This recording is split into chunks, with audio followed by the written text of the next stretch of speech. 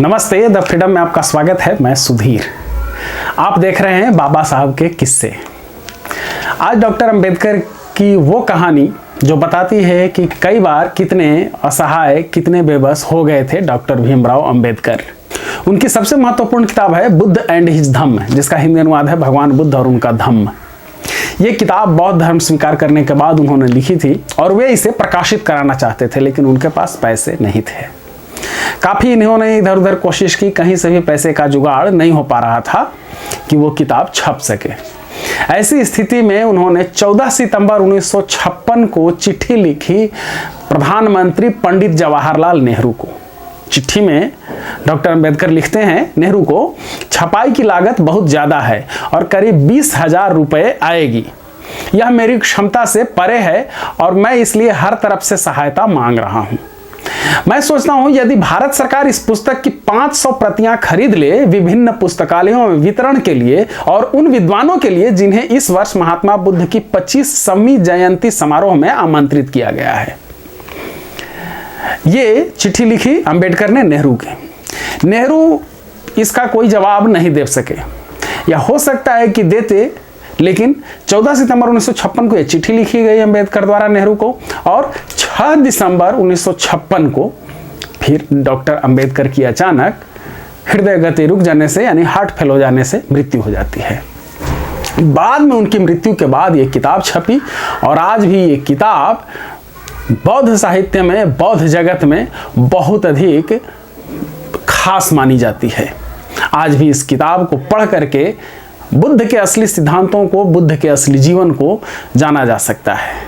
बौद्ध धर्म में जो कुरीतियां भरी और असली बौद्धिज्म क्या है, असली बौद्ध धर्म क्या है, उसे जानने के लिए किताब आज भी पढ़ना बहुत अधिक आवश्यक है। डॉक्टर अंबेडकर ने ये किताब लिख करके बुद्ध धर्म के बहुत सारे खोए हुए तथ्यों को भी लाया।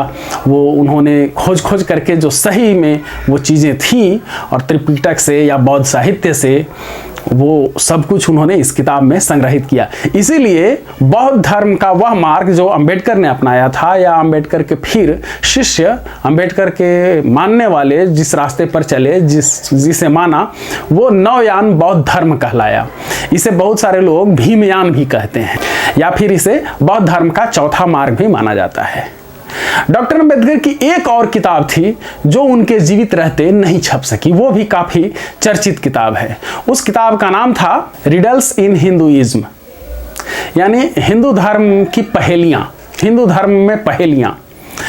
और ये किताब वो लिख चुके थे, छपवा भी सकते थे, लेकिन वो एक तस्वीर को खोज रहे थे।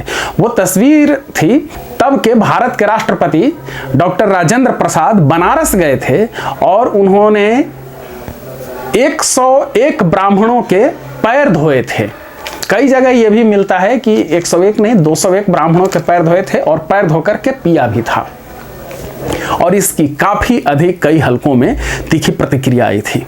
तो ये तस्वीर उस किताब में छपवाने के लिए डॉक्टर भीमराव अंबेडकर खोज रहे थे और तब उन्होंने इस घटना पर लिखा भी था डॉक्टर अंबेडकर ने। अब ब्राह्मणों ने संदेह की कोई गुंजाइश नहीं छोड़ी। उन्होंने एक शरारतपूर्ण सिद्धांत का प्रतिपादन किया है, वह है वेदों के निभ्रांत होने का। यदि हिंदुओं की बुद्धि को ताला नहीं लग गया है और हिंदू सभ्यता और संस्कृति एक सड़ा हुआ तालाब नहीं बन गई है, तो इस सिद्धांत को जड़ मूल से उखाड़ फेंकना होगा।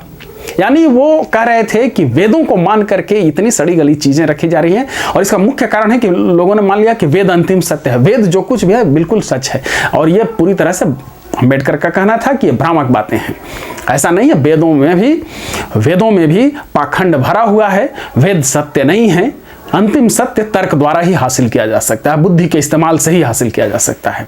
राजेंद्र प्रसाद ने जो ब्राह्मणों के पैर धोए थे, उसे लेकर के तब के समाजवादी नेता, प्रख्यात समाजवादी नेता डॉक्टर राम मनोहर लोहिया ने भी तीखी प्रतिक्रिया दी थी। और लोहिया ने उस समय कहा था, भारतीय गणतंत्र के राष्ट्रपति ने पुण्य नगरी बनारस में सार्वजनिक रूप से ब्राह्मणों के पैर धोए। सार्वजनिक रूप से किसी के पैर धोना अश्लीलता है।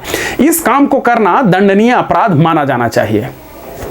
यानी लोहिया कह रहे थे कि जो काम राष्ट्रपति ने किया है, डॉक्टर राजेंद्र प्रसाद ने किया है, वो अश्लीलता की सीमा में है, उसे अश्लील कहा जाना चाहिए। तो ये किताब थी डॉक्टर अंबेडकर की जो इस तस्वीर के चलते उनके जीवित रहते नहीं छप सकी, उसका नाम था रिडल्स इन हिंदुइज्म। तो ये 2 महत्वपूर्ण किताबें हैं जो डॉक्टर अम्बेडकर नहीं छपवा सके। उनके देहांत के बाद ये किताबें छपी और आज भी ये काफ़ी खास मानी जाती है। हमारे साथ जुड़े रहने के लिए द फ्रीडम को सब्सक्राइब करें। धन्यवाद। जय हिंद।